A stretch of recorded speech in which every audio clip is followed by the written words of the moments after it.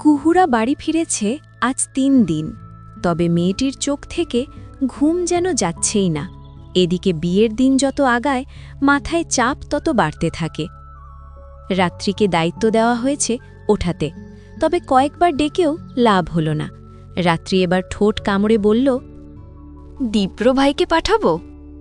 দীপ্রর নাম শুনে মুখ তুলে চাইল মেয়েটি, চোখ পিটপিট করে শুধালো, তিনি এসেছেন?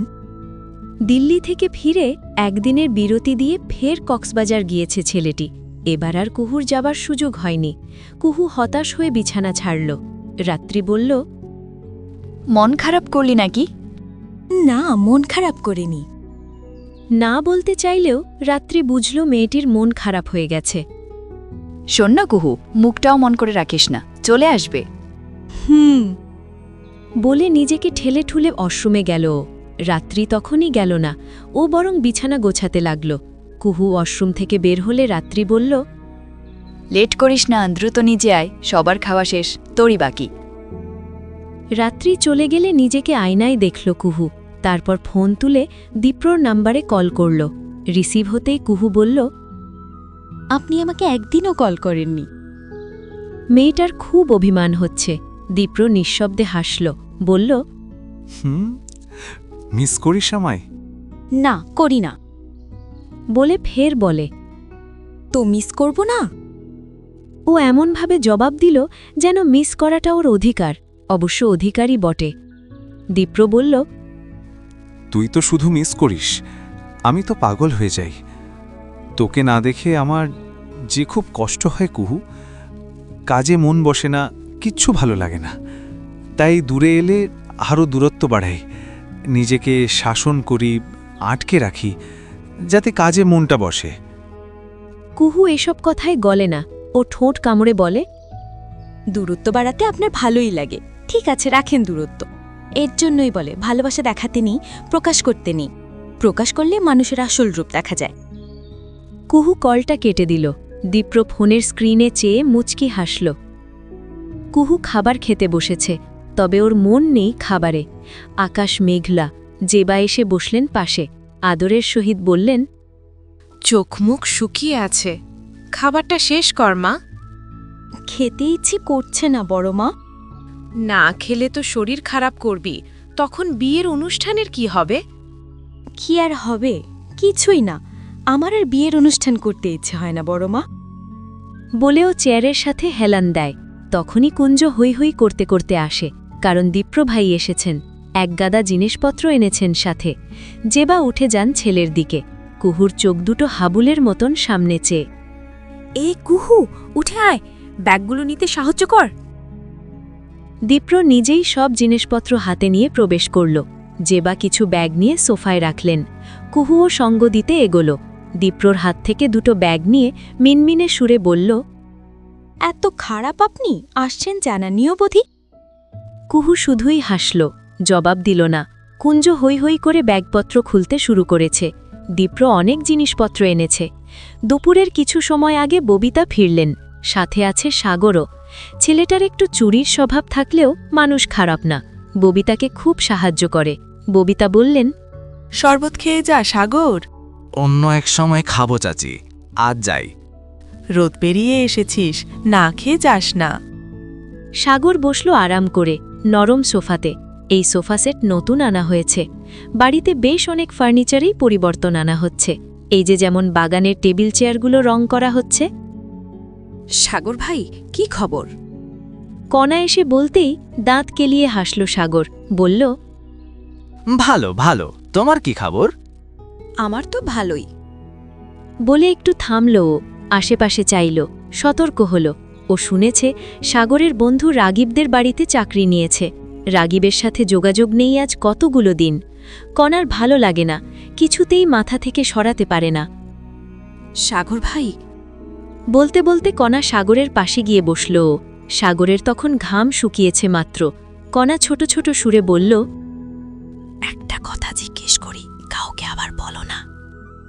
ও বুঝল কথাটা গোপন, তাই মাথায় হাত দিয়ে বলল, আল্লাহর কসম, কাউরে বলবো না। কসম কাটতে হবে না, তুমি কথা দিলেই হলো।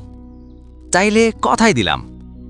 ভরসা পেয়ে কণা বলল, সাগর ভাই, তোমার এক বন্ধু তো শিকদার বাড়িতে চাকরি করে। ও বাড়ির এক ছেলে যার সাথে রাত্রিপুর বিয়ের কথা ছিল, তার কি আবার বিয়ের আয়োজন হচ্ছে? সাগর হাবলার মতন চাইল কতক্ষণ, তারপর বলল, আমি তো এটা জানি না। খোঁজ এনে দিতে পারবে? খোঁজ? হ্যাঁ, তা তো পারবো বোধহয়। তাহলে ঠিক আছে, তুমি বরং। বলতে বলতে ও থামল। জেসমিন এসেছে, হাতে শরবতের গ্লাস। সাগরকে দেখেই দাঁত বের করে হাসল। সাগর চোখ মুখ শক্ত করল, নজর ফিরিয়ে নিল। দুপুরে চায়ের তৃষ্ণা পেয়েছে দীপ্র ভাইয়ের, সেটা আবার মেসেজ করে জানিয়েছে। কুহু একবার ভেবেছিল আনবে না, কেন আনবে? এই লোকটা কক্সবাজার গিয়ে তাকে কল করেনি, সকালে কলে কথা হলো, তখন ফেরার কথাও বলেনি। এই অভিমান নিয়ে চা বানানো যায় না, কিছুতেই না। কিন্তু মেয়ে মানুষের মন, ভালোবাসার মানুষ, তার ওপর আবার স্বামী, না নিয়েও উপায় নেই। মনটা শেষমেশ হার মানল। চা বানিয়ে দীপ্রভাইয়ের রুমের কাছে এলো ও। মাথা বাড়িয়ে উকি দিতেই দেখল দীপ্রভাই কাবাট খুলে কি সব করছেন। কুহুকে কথা বলতে হলো না, দীপ্র নিজেই বলল, আয়। আশ্চর্য, এই লোক তো পেছনে তাকায়নি, তবে দেখল কিভাবে কে জানে। মাঝে মাঝে ওর মনে হয় লোকটার সাথে ভূত আছে। ও চায়ের কাপ রাখতেই পেছন ফিরল দীপ্র।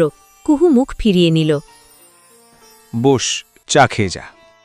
এমন ভাব যেন চাটা দীপ্র দেওয়ান নিজেই বানিয়েছেন। কুহু প্রতিউত্তরে বলল, ভর দুপুরে চা খাই না, আপনিই খান। ও। বলে চায়ের কাপ তুলল দীপ্র। কুহু আড়ে আড়ে চাইল। দীপ্র বলল, আর চোখে না চেয়ে ভালোভাবে চা। ধরা পড়ে গিয়ে ও বলল, কই কি, আমি কি তাকিয়েছিলাম নাকি? আপনার চোখে নেবা হয়েছে দীপ্রভাই, আজকাল কি সব দেখেন? তাই বোধহয়। আজকাল কি সব দেখি। বলে একটা সুর তুলতেই কুহু চোখ বড় বড় করল। দ্রুত কাঁধের ওড়না টেনে নিয়ে বলল, ভারী নির্লজ্জ তো। দীপ্র হাসল, আরাম করে বসল, বলল, নির্লজ্জ তুই দেখাবি আর আমি দেখলেই দোষ? কুহুর কান ঝালিয়ে যায়। ফিরেই শুরু করেছেন, ও কথা বাড়ায় না আর। দীপ্রই বলে, বস, একটা জিনিস দেখানোর আছে। কি দেখাবেন? বলে ফিরে চাইল কুহু। মেয়েটির মাথায় দুষ্টুমি আসল। ও ঠোঁট হাসিয়ে ভ্রু নাচাল। দীপ্র খুব ভালোই বুঝল ওর চাল। মেয়েটি কায়দা করে তাকে অপ্রস্তুত করতে চাচ্ছে, তবে দীপ্র দেওয়ান এত সহজে অপ্রস্তুত হবে না। ও একইভাবে হাসল, বলল, তুই যা দেখতে চাইস। কুহুর দম ফুরল, হার মানল মন। ও নজর ফিরিয়ে বলল, উফ, আর পারছি না। কি পারছিস না? কথার টোনে ফের দুষ্টুমি। কুহু চোখ বন্ধ করে, দম নেয়, তারপর বলে, আপনি বলেন, কি বলবেন, না হয় গেলাম। দীপ্র এবার থামল, বলল, বস আগে। কুহু গিয়ে বসল বিছানায়। দীপ্র ফের উঠল। কুহু একবার মাথা ঘুরিয়ে পুরো বিছানাটা দেখে নিল। আর কটা দিন, তারপরই ওর ঘর পরিবর্তন হবে। এই ঘরটাই ওর ঘর বলে ঠাঁই মিলবে।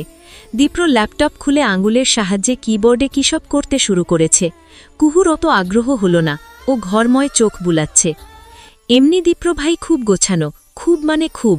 তবু ওর মন মনে মনে ঘরটাকে নতুনভাবে সাজানোর জন্য মরিয়া হয়ে যাচ্ছে। দীপ্র বলল, তাকা। না তাকিয়েই কুহু বলল, এদিকে তাকা। কুহু নজর ফেরাল। দীপ্র ল্যাপটপ ঘুরিয়ে দিতেই স্ক্রিনে কিছু একটা ভেসে উঠল। ও ফ্যাল করে কিছু সময় চাইতেই বুঝে গেল একটা অ্যানিমেশন ভিডিও। ধীরে ধীরে পুরো ভিডিওটা অন হতেই কুহুর চোখ দুটো ঝলমল করে উঠল। দীপ্র মুচকি হেসে বলল, ছোটবেলায় আমাদের একটা গরু ছিল। সেই গরুটা ছিল তোর আদরের, তোর কাছের। সেবার অসুখ করে গরুটা মারা গেল। তুই কি যে কান্নাকাটি করলি। ভাত খাবি না বলে 2 দিন পার করেছিলি। আমি জোর করে খাইয়েছিলাম। বলেছিলাম তোকে একটা খামার করে দেব, সেখানে অনেক গরু থাকবে। সেই কথায় তুই আশা ফিরে পেয়েছিলি। কুহু তখন কথার কথা বললেও আজ সেটা সত্যি করে দিলাম। খুব দ্রুতই আমি একটা খামার করব, শুধু তোর জন্য, সেই ছেলেবেলার প্রতিশ্রুতি রক্ষার জন্য। কুহুর বুকের ভেতরটা যেন কেমন করে উঠল। ওর চোখ দুটোও ছলছল করছে। এই শখটা কুহু ছেলেবেলাতে নয়, বড়বেলাতেও দেখেছে। বাবার উপার্জন সীমিত হলেও বাবা বলেছিলেন একদিন খামার করবেন। কুহু জানত এই উপার্জনে সেটা সম্ভব নয়, তবু শুনতে ভালো লাগত। দীপ্র হাত বাড়িয়ে ওর গাল ছুঁয়ে দিতেই কুহু ঝড় সমান গতিতে ঝাঁপিয়ে পড়ল দীপ্রর বুকে। আচমকা আক্রমণে তাল সামলাতে পারল না দীপ্র। মেয়েটিকে বুকে নিয়েই পিঠ ঠেকল বিছানায়। খানিকটা চাপ অনুভব করলেও উঠে দাঁড়ানোর প্রয়াস করল না, বরং মেলে রাখা দুটো হাত কুহুর পিঠ আড়াআড়ি করে জাপটে ধরল। বাঁধন দিয়ে বোঝালো, তোর সব শখ আহ্লাদ আমি পূরণ করব। আমি দীপ্র দেবান কথা দিচ্ছি তোকে।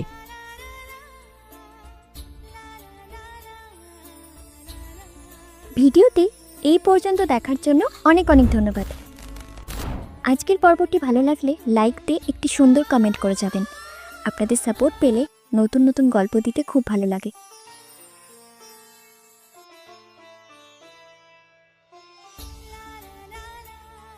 ধন্যবাদ সবাইকে। ভালো থাকবেন, সুস্থ থাকবেন।